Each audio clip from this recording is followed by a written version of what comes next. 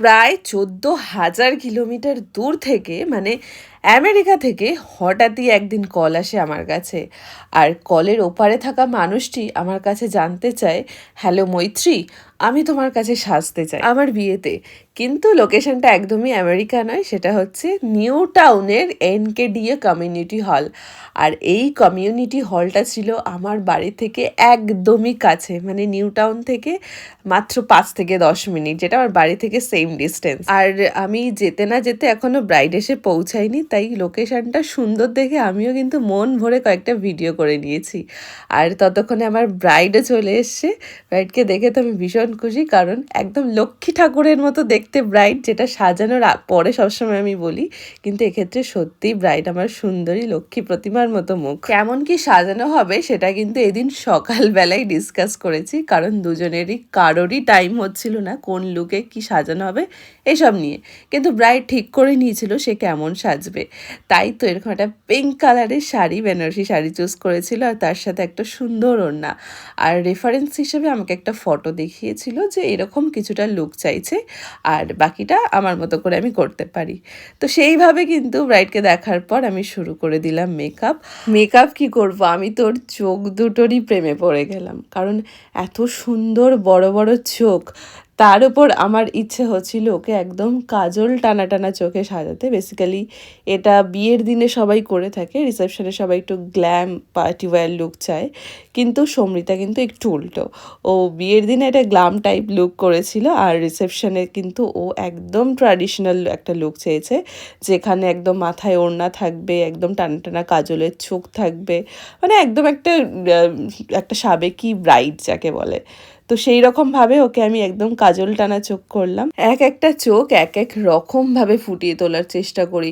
কোনো কোনো এমন চোখ থাকে যে টানা টানা লাইনারে খুব ভালো লাগে, আবার কোনো কোনো চোখ এমন আছে যে লাইনার টানলে একদমই ভালো লাগে না। তো বিভিন্ন রকমের লাইনার পরানোর পদ্ধতি আছে, বিভিন্ন ধরনের লাইনার বা কাজল পরানো যায়।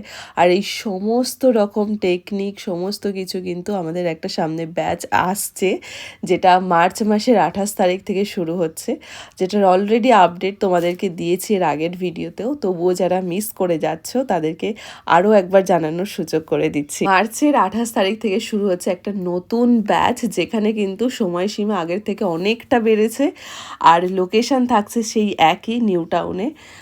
তো তোমরা যারা জানতে চাও বাকি ডিটেলস, কোথায় কখন কবে কি ক্লাস বা কি কি শেখানো হবে, তোমাদের সবটা কিন্তু তোমরা জানতে পারো এই নাম্বার থেকেই। এখানে তোমরা কল অথবা হোয়াটসঅ্যাপ করে নিতে পারো ডিটেলসের জন্য। একটু একটু করে সুন্দর এই চোখ দুটোকে ফুটিয়ে তোলার চেষ্টা করছি কাজল দিয়ে। আমি বেশ কয়েকদিন হলো কাজল ব্যবহার করা একেবারেই ছেড়ে দিয়েছি, কারণ আজকালকার ব্রাইডরা না কাজল খুব একটা আর পছন্দ করে না, তাই আমিও প্রায় ভুলতে বসেছি। কিন্তু ওকে দেখে আমার কেন জানি না মনে হলো ওর চোখ দুটো যদি আমি ভরা কাজল দিয়ে একটু টানা টানা করে আঁকি, তাহলে ওর মুখটা অনেকটা বেশি সুন্দর লাগবে দেখতে। যেমন কথা তেমন কাজ, একটু একটু করে ওকে সুন্দর করে তুললাম। আর সৌন্দর্যের জন্য একটু দরকার গয়না এবার, তো সেটা ওকে এবার পরাবো।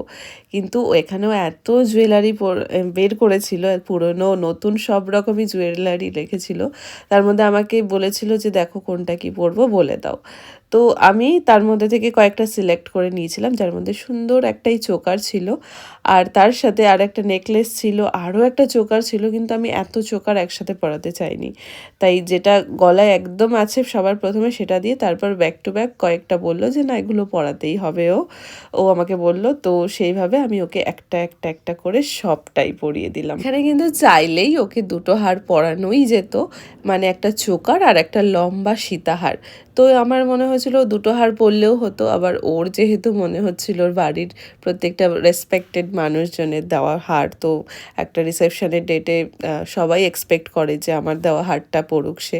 তো সেই রকমভাবেও কিন্তু ও সবকটা হার, মানে যারা যা দিয়েছিল আর কি, সবই মোটামুটি পরে নিয়েছিল, একটা দুটো বাদে। এমনও কিছু কিছু ব্রাইড আছে যারা একটুও বুঝতেই চায় না যে গা ভর্তি জুয়েলারি পরাটাই সব নয়।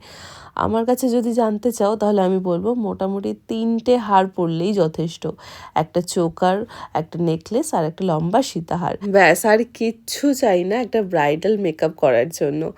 আর এবার আমি ওকে একটা হেয়ার স্টাইল করবো। হেয়ার স্টাইলটা নিয়ে কিন্তু ও ভীষণ পরিমাণে এক্সাইটেড, মানে আমাকে একটা হেয়ার দেখিয়েছিল যেটা বলেছিল যে ওপেনের ওপর রাখতে, কিন্তু হেয়ারস্টাইলটা পুরোটা কমপ্লিট করার আগে ওকে এই লুকটা দেখবো বলে আমি একদম এক্সপেক্ট করিনি। মানে এত সুন্দর, এত স্নিগ্ধ, এত মিষ্টি ওকে দেখতে লাগছে যে মনে হচ্ছিল যেন সব কাজ বাদ দিয়ে শুধু আমি ওর দিকে তাকিয়ে থাকি। অপূর্ব অপূর্ব অপূর্ব দেখতে লাগছে, মানে চোখ জুড়িয়ে যাবে এরকম দেখতে লাগছিল ওকে।